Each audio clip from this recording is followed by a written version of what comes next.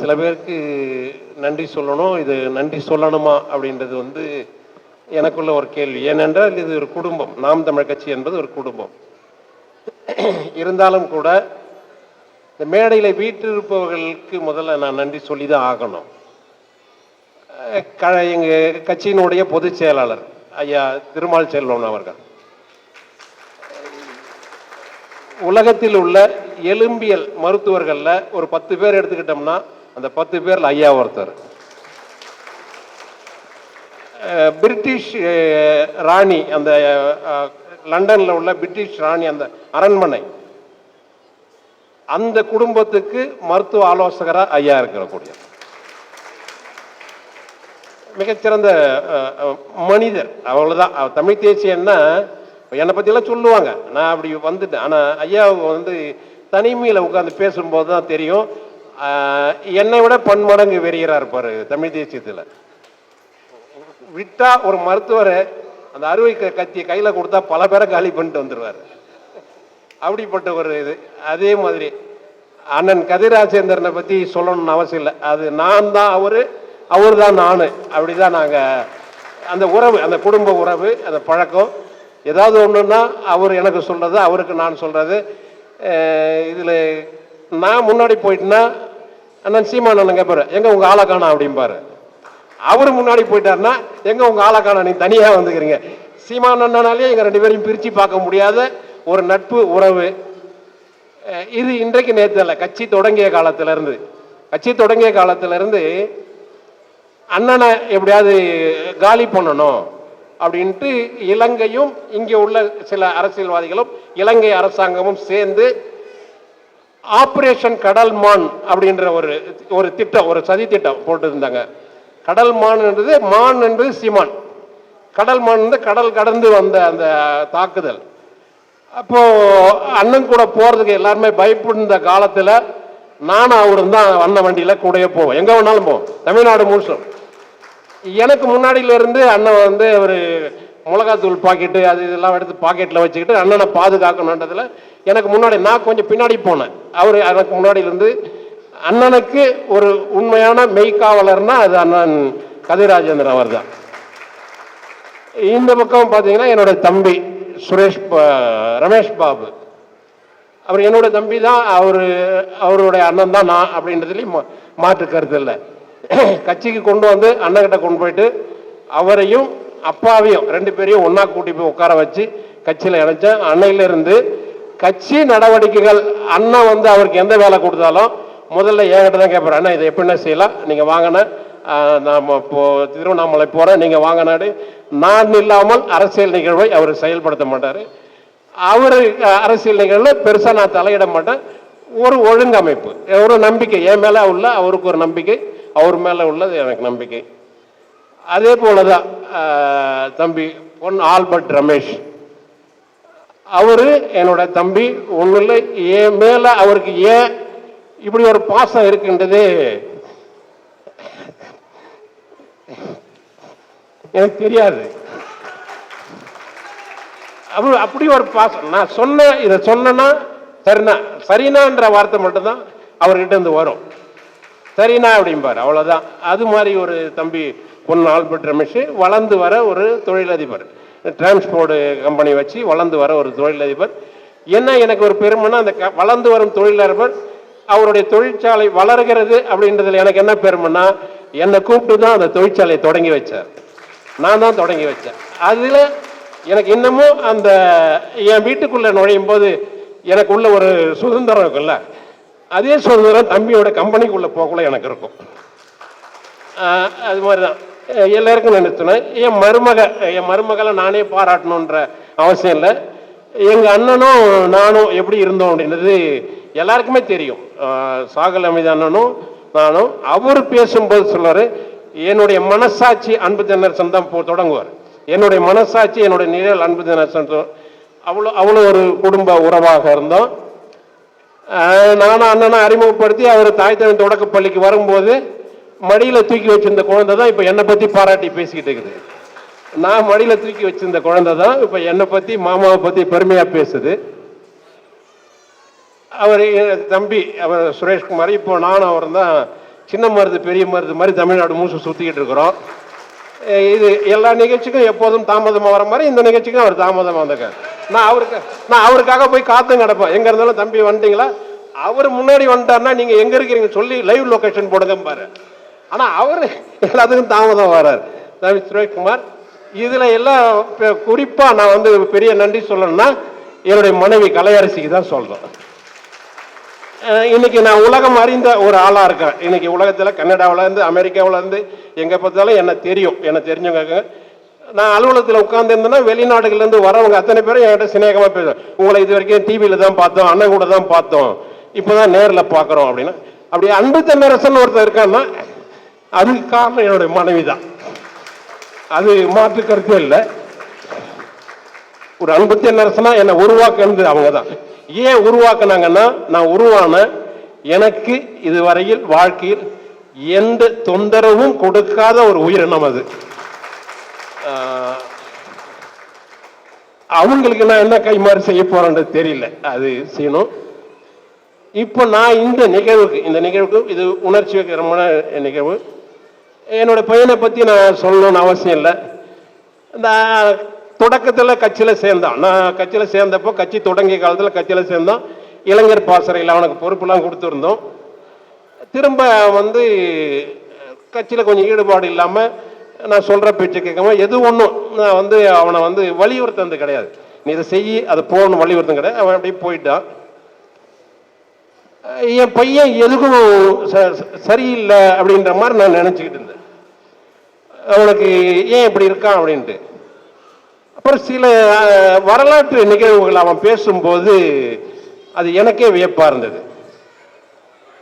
சரி, அதில் வரலாற்றில் அவன் வந்து ஆர்வமாக இருக்கான். சரி, அதில் தொடர்ந்து போ, அதை இன்னும் ஆய்வு பண்ணு அப்படிவா. நான் மேடையில் பேச போகிறது, நான் 1983 வந்து இந்த அரசியலுக்கு வந்தாலும் கூட, ஒரு அன்னையிலேருந்து மேடையில் ஏறி பேசினாலும் கூட, இன்னைக்கும் பேசுறதுக்கு போகும்போது அவங்ககிட்ட ஏதாவது செய்தி இருக்கான்னு கேட்டுன்னு போவேன். அப்போ தகப்பன் சாமியாக அவன் வளர்ந்துருக்கிறான் அப்படின்றதுல பெருமை. அவன் எழுதின ஒரு புத்தகம், இந்த புத்தகத்தை வெளியிடணும், இதை செம்மைப்படுத்தணும் அப்படின்றதுக்காக ஒரு ஊடகவியலாளர், ஒரு பத்திரிகையாளர் அவர்கிட்ட கொண்டு போய் அவரை அறிமுகப்படுத்தி, இவனை வந்து உங்க கையில நான் ஒப்படைக்கிறேன் பார்த்துங்க அப்படின்னு சொன்னபோது, அவர் அந்த புத்தகத்தை வாங்கி பார்த்துட்டு அவர் சொன்னது, நீ வந்து இவர் கூடலாம் இருக்காத, இந்த அரசியல்லாம் இது பின்னாடி போகாத, நீ இங்கே இருக்க வேண்டிய ஆள் இல்லை, நீ உலக ஆய்வறிஞர்கள் மத்தியில் இருக்க வேண்டிய ஆளு அப்படின்னு சொல்லிட்டு அது அவனுக்காக சொல்றாருன்னு நினைச்சேன். ஆனால் தனிமையாக என்னை பார்க்கும்போது அவர் என்கிட்ட சொன்னது, அந்த புத்தகத்தை பார்க்கும்போது எனக்கு ஒரு அதிர்வு வந்தது. அவங்ககிட்ட நிறைய திறமை இருக்கு, அதை பயன்படுத்துங்க, அவனை உங்களை மாதிரியே வீணாக்கிடுங்க. நான் வந்து தமிழ் தேசியில் வீணாகல, அவங்க சொல்றது உங்களை மாதிரியே வீணாக்கிடாதீங்க, அவனை வந்து சரி பண்ணுங்கன்னு சொல்லுவான். எழுதணும்பா 2 பிள்ளை ஆயிடுச்சு, நான் அதை பிள்ளைங்களை பார்க்கணும், அதை பார்க்கணும், இதை பார்க்கணும். அப்போ சிரம வருத்தம் வரும், கோபம் வரும். நான் ஒரு அறிஞனை அவனை அந்த அந்த ஒரு காரல் மார்க்ஸுக்கு ஒரு எங்கல்ஸ் கிடைச்ச மாதிரி அவனுக்கு யாரும் கிடைக்கலையே அப்படின்ற ஒரு வருத்தம் எனக்கு இருக்கும். அவனை வந்து அதை மட்டும், அந்த ஆய்வில் மட்டும் அவனை ஈடுபடுத்தணும், இந்த குடும்ப பாரங்கள் அவனுக்கு கொடுக்கக்கூடாதுன்ற எண்ணம் எனக்கு இருக்கும். ஆனால் நான் என்னோட குடும்ப பாரம் மொத்தத்தையும் என் மனைவி கிட்ட கொடுத்துட்டு அதில் சுகமாக அரசியல் பண்ணிட்டு வந்துட்டு பேரை வாங்கிட்டேன். அவனுக்கு செய்யணும், ஏதாவது செய்யணும். ஆனால் இந்த நிகழ்வை பொறுத்த வரைக்கும் நான் வந்து சாதாரணமாக ஒரு வேட்பாளர் அறிமுக கூட்டம் அப்படின்னு நடத்தணும் அப்படின்றதுலாம் இல்லை. இதை ஒரு குடும்ப விழாவாக நடத்தணும். குடும்பங்கள் எல்லா இடத்துலையும் வந்து ஒரு போராட்டம் ஆர்ப்பாட்டம்னா ரகுபதி வந்துடுவார், ஒரு ஆர்ப்பாட்டம் போறோம்னா ஸ்ரீதர் வந்துடுவார், எல்லாரும் வந்துடுவாங்க, ஐயா திலகராஜ் வந்துடுவார். பல குடும்பங்களில் என்ன நினைப்பாங்க, ஆண்கள் மட்டும்தான், ஏதோ அரசியல்னா அது ஆண்களுக்கு மட்டும்தான். அருண் வந்துடுவார் சொல்லிட்டு, அவங்க வீட்டுக்கார பேரை சொல்லிட்டு அருண் வந்துடுவார். அப்போ அரசியல் என்பது ஆண்களுக்கானது மட்டுமல்ல, அரசியல் என்பது உண்மையாகவே பெண்களுக்கானது தான். ஆனால் நீங்கள் பெரியவங்க, நிறைய வயதானவர்கள், பெரியவர்கள், சகோதரிகள்லாம் வந்திருக்கீங்க. உங்கள் குடும்பத்தில் உள்ள இளைஞரை, கணவரையோ தம்பியோ மகனையோ பார்த்து என்ன சொல்லுங்க, அரசியலாம் போய் வீணா போயிடாதீங்க அப்படின்ற சொல்லக்கூடிய சூழ்நிலைகள்லாம் குடும்பங்களில் இருக்கும். ஆனால் நீங்க அரசியல் வேண்டாம் என்று சொன்னாலும் அரசியல் உங்களை விடாது. உங்களை சுற்றிதான் அரசியல் பின்னப்பட்டிருக்கு. நீங்க ஒண்ணு எனக்கு அரசியலே வேணாம் அப்படின்ட்டீங்கன்னா, ஒரு மோடி யார், அவரு தீ வித்தவர், இன்னைக்கு பாரத பிரதமர் ஆயிட்டாரு.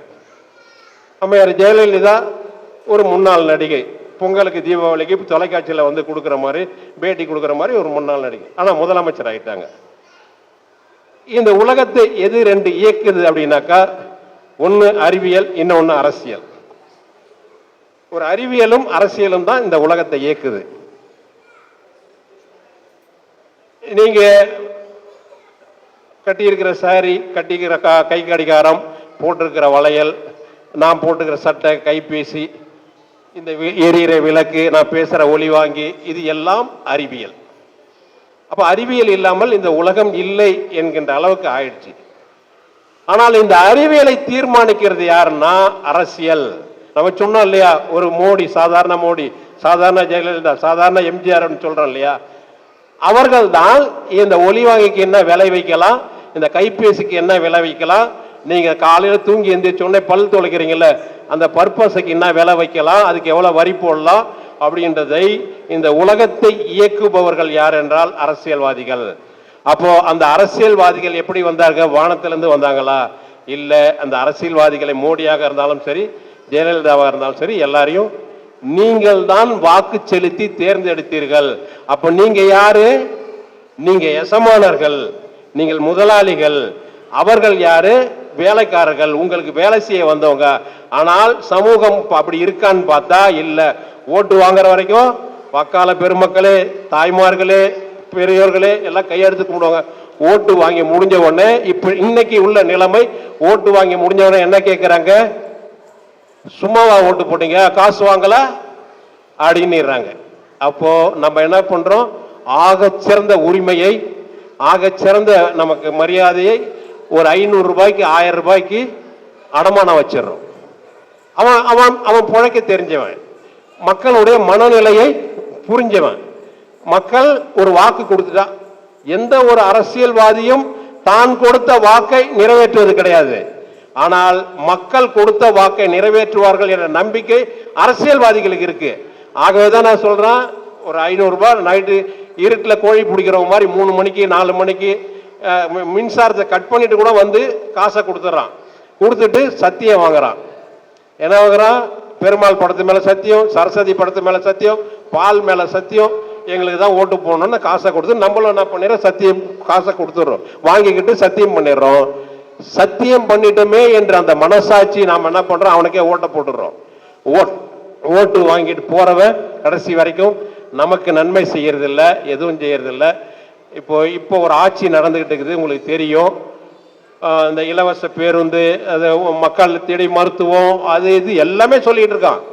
இது எல்லாம் செய்யற இந்த அரசு எங்கிருந்து செய்யுதுன்னா, மக்கள் நம்ம நாட்டில் மனித வளம் அதிகமா இருக்கு. ஏறக்குறைய இன்றைக்கு 8.5 கோடி பேர் தமிழர்கள் நாம் இருக்கோம். இந்த 8.5 கோடி தமிழர்களுக்கு, 8.5 கோடி மனிதர்களுக்கு, இந்த மனிதர்களை உழைப்பில் ஈடுபடுத்தி, உழைப்பின் மூலமாக உற்பத்தியை பெருக்கி, அந்த உற்பத்தி மூலமாக பொருளாதாரத்தை பெருக்கி ஒரு சிறந்த ஒரு வாழ்க்கையை மக்களுக்கு கொடுத்துருக்காங்களான்னா அது இல்லை. மக்களை சோம்பேறி ஆக்கி வச்சுட்டு இலவசம் கொடுக்குறேன் இலவசம் கொடுக்குறேன்ட்டு இலவசங்களை கொடுத்து நம்மை கடன்காரராக்கி வச்சிருக்காங்க. இந்த அரங்கத்தில் உட்கார்ந்து இருக்கிற அத்தனை பேர் தலையிலும் ஏறக்குறைய 1.25 லட்சம் ரூபாய் கடன் இருக்கு. நம்ம வாங்கணுமா? வாங்கல. நமக்கு தெரியுமா? தெரியாது. இந்த இந்தியா 1947 சுதந்திரம் வாங்கினதுல இருந்து இத்தனை வருஷம், இந்த 2021 வரைக்கும், 2021 ஸ்டாலினை நீங்க தேர்ந்தெடுத்தீங்க இல்லைங்களா, இது வரைக்கும் நடந்த ஆட்சியில அவர் ஓமந்தூர் ராமசாமி ரெட்டியார் ஆண்டது, காமராஜர் ஆண்டது, அண்ணாதுரை ஆண்டது, கருணாநிதி ஆண்டது, எம்ஜிஆர் ஆண்டது, ஜெயலலிதா ஆண்டது, எடப்பாடியார் ஆண்ட வரைக்கும் இந்த 75 வருஷத்துல 2021 வரைக்கும் தமிழ்நாடு வாங்கிய கடன் 4.5 லட்சம் கோடி. 4.25 லட்சம் கோடி. 4.25 லட்சம் கோடி வச்சுக்கிறேன். கொஞ்சம் அந்த கடன் நம்ம தான் அடைச்சாகணும், அதனால கரெக்டா சொல்றாரு அவர். அதனால 4.25 லட்சம் கோடி. இந்த 2021 இருந்து இன்னைக்கு இந்த 2025க்குள்ள இந்த அரசாங்கம் 75 ஆண்டுகளாக வாங்காத கடனை இந்த 4 ஆண்டுகளில் வாங்கியிருக்கு. இன்னைக்கு தமிழ்நாட்டினுடைய கடன் 9.5 லட்சம் கோடி. 9.5 லட்சம் கோடி. இந்த கடனை எல்லாம் வாங்கிட்டு நீங்க இந்த கடன் எல்லாம் வாங்கிட்டு நம்ம என்ன பண்ணோம், நம்மளா கட்ட போறோம், இந்த அரசாங்கம் தானே கட்ட போகுதுன்னு நாங்க நினைச்சுக்கலாம். ஒரே ஒரு சமீபத்தில் தொலைக்காட்சி பார்க்குறவங்களுக்கு எல்லாம் தெரியும், இந்த ட்ரம்ப் வந்து ஜெலன்ஸ்கின்ற இந்த உக்ரைன்ல போர் நடக்குது இல்லையா, உக்ரைன் போருக்கு ட்ரம்ப் வந்து அமெரிக்கா நிறைய ஆயுதங்களை கொடுத்துருக்கு.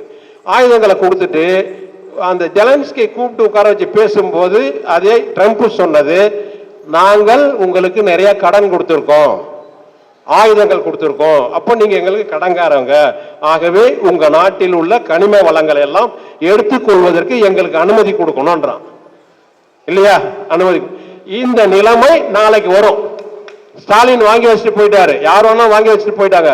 நாளைக்கு உலக வங்கிக்காரன் கடனை வாங்கியிருக்கல, அவன் வருவான், உன் நாட்டில் உள்ள நிலக்கரியை நான் தான் எடுப்பேன், உன் நாட்டில் உள்ள பெட்ரோலியத்தை நான் தான் எடுப்பேன், உன் நாட்டில் உள்ள மீத்தேனை நான் தான் எடுப்பேன் அப்படின்னு இங்க வந்து நிற்பான். நம் நாடு பாலைவனமாகிவிடும், நம் வாழறதுக்கு ஒரு நாடு இல்லாமல் போய்விடும், ஒரு இடம் இல்லாமல் போய்விடும். இதை நம்ம உள்வாங்க. நாம் ஏதோ அரசியல்னா அரசியலுக்கு போகாதீங்க, அரசியல் வேண்டாம், நமக்கு ஏன் அரசியல் அப்படின்னா, அரசியல் நீங்கள் வேண்டாம் என்று சொன்னாலும் அரசியல் உங்களை விடாது.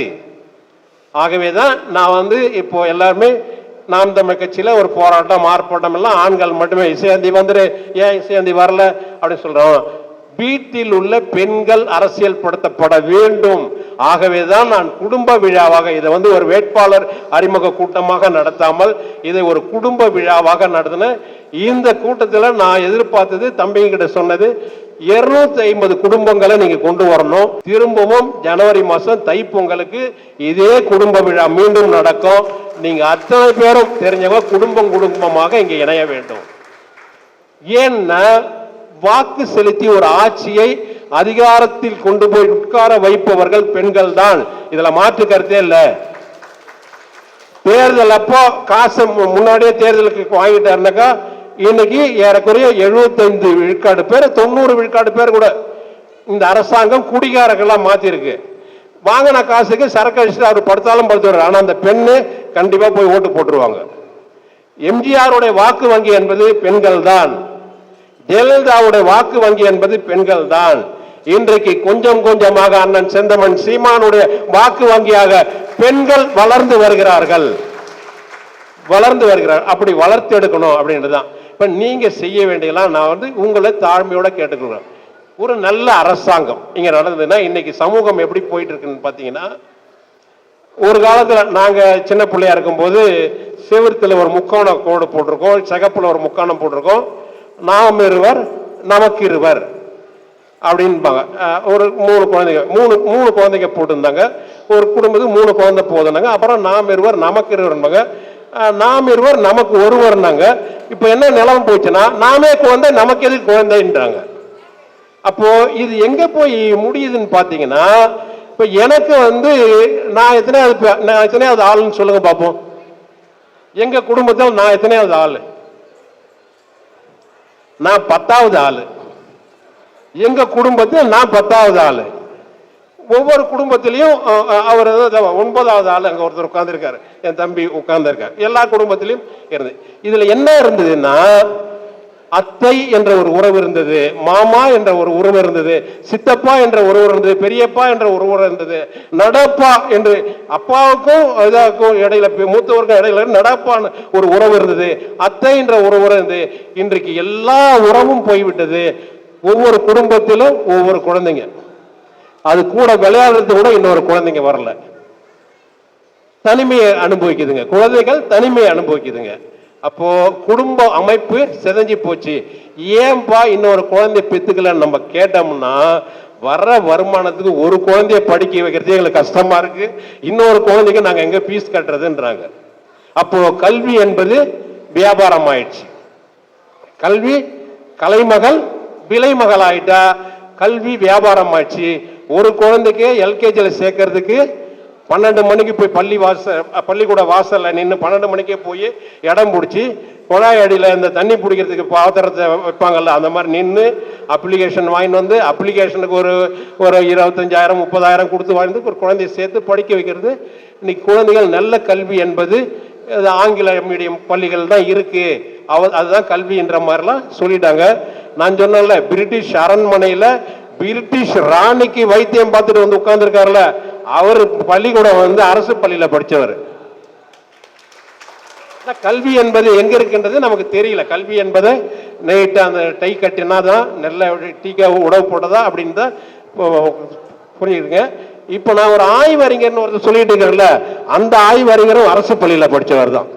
அதுக்கப்புறம் தாய் தமிழ் தொடக்க பள்ளியில படிச்சார். நாங்களே ஒரு பள்ளிக்கூடம் நடத்தணும், தாய் தமிழ் தொடக்க பள்ளியில படிச்சு தமிழ் வழியில தான் படிச்சார்.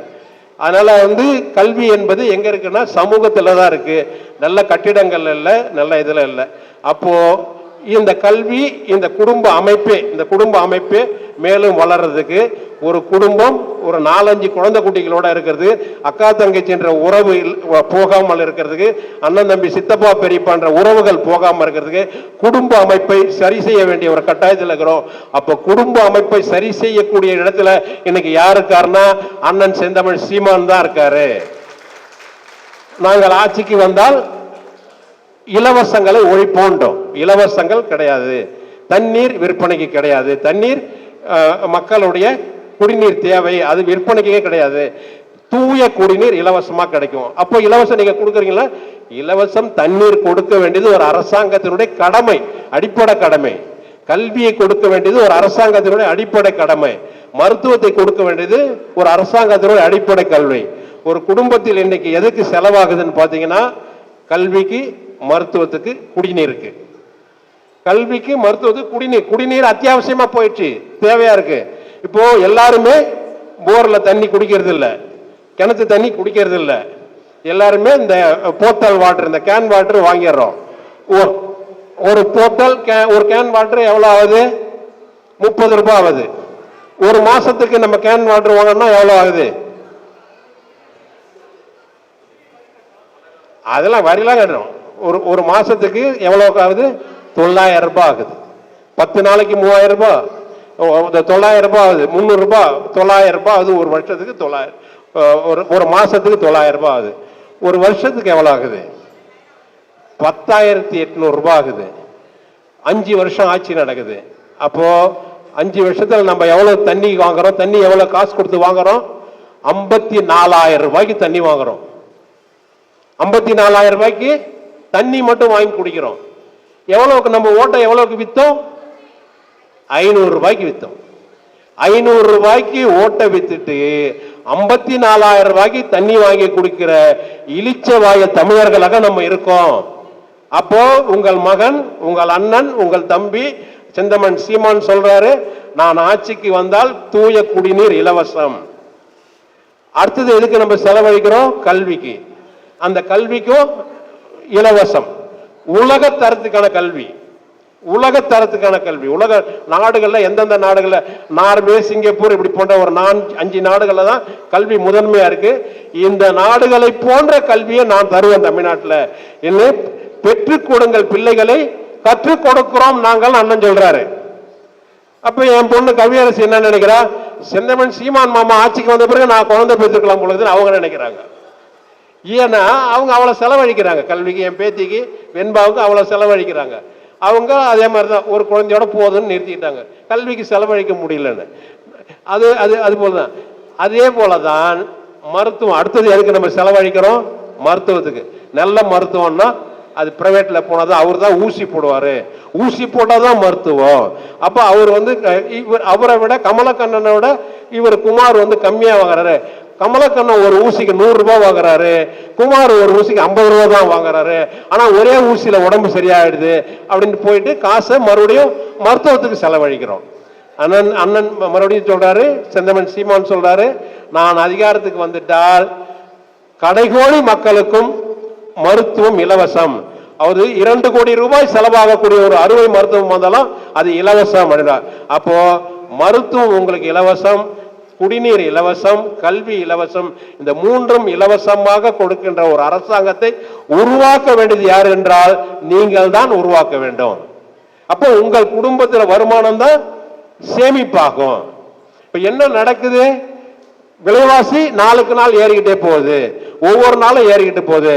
ஒவ்வொரு நாளும் விலைவாசி ஏறுற அளவுக்கு ஊதியம் உயர்தான்னா உயரல. அதே சம்பளத்துல வருமானத்தை இருக்கின்ற குடும்பத்தை நடத்த வேண்டிய கட்டாயம் வருது.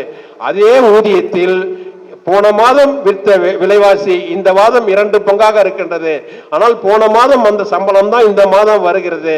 இதை வைத்து குடும்பத்தை நடத்த வேண்டாம். அங்க குடும்பத்தில் சிரமப்படுறது யாரு? பெண்கள் தான். அப்ப அந்த பெண்களுக்கு விடிவான ஒரு அரசு, சிறப்பான ஒரு அரசாக நாம் தமிழ் அரசு அமையும். இது அமைக்க வேண்டியது யாரு? உங்களுடைய கடமை. அப்போ நாங்க என்ன செய்யணும் அப்படின்னு நீங்க கேட்டீங்கன்னா, ஒன்னும் செய்ய வேண்டாம். நீங்க வீட்டிலேயே இருங்க, ஆர்ப்பாட்டத்துக்கு வர வேண்டாம், போராட்டத்துக்கு வர வேண்டாம், அதெல்லாம் நாங்க பார்த்துக்கிறோம். நீங்கள் உங்கள் வீட்டை சுற்றி உள்ளவர்களிடம் ஒவ்வொருவரும் உங்களால் முடிந்த 10 ஓட்டு, 15 ஓட்டு, 20 ஓட்டு, 30 ஓட்டு, நான் 20 ஓட்டை இந்த நல்ல ஒரு அரசாங்கம் அமைவதற்காக நான் என்னால் 20 ஓட்டுகளை, வாக்குகளை நான் பெற்றுட்டேன் அப்படின்ட்டு நான் திரும்பவும் சொல்றேன். அவன் காசு கொடுப்பா, வாங்கிக்கங்க, வாங்காம விட்டுறாதீங்க. 10 லன்னு கேளுங்க. என் ஓட்டுடைய மதிப்பு 500 ரூபாய் இல்ல, என் ஓட்டுடைய மதிப்பு 1000 ரூபாய் கொடுங்க, இன்னொரு 500 ரூபாய் கொடுங்கன்னு கேட்டு வாங்குங்க. ஏனென்றால் அது அவன் காசு அல்ல, அவன் நம்மளிடம் இருந்து கொள்ளையடித்த காசு. சத்தியம் பண்ண சொல்லுவான், பண்ணிடுங்க, ஒன்னும் தப்பு இல்லை. சத்தியம் பண்ண சொல்லலாம். இப்ப சொல்றேன், மனசாட்சியோட சொல்றேன், சத்தியம் பண்ண சொல்லுவோம். சத்தியம் பண்ணிடுங்க. சத்தியம் பண்ணிட்டு வாங்குற 500 ரூபாயில, 1000 ரூபாயில ஒரு 50 ரூபாயை எடுத்து ஒரு மஞ்சள் துணியில முடிஞ்சு சாமி கிட்ட வச்சிருங்க. இந்த காசை செலவு பண்ணிடுங்க. இந்த 50 ரூபாய் முடிஞ்சு வச்சிங்கல்ல, அந்த முடிஞ்சு வச்ச காசை கொண்டு போயிட்டு சாமி உண்டியில போட்டுருங்க. சத்தியத்தை சாமி பார்த்துக்கோ. நீங்கள் பிற கட்சிகளுக்கு ஓட்டு வாக்கு செலுத்தினீங்க என்றால் உங்களுக்கு நரகம் கிடைக்கும். நாம் தமிழர் கட்சிக்கு வாக்கு செலுத்திங்கன்னா உங்களுக்கு சொர்க்கம் கிடைக்கும். அப்ப சொர்க்கத்துக்கு போகணுமா நரகத்துக்கு போகணுமா?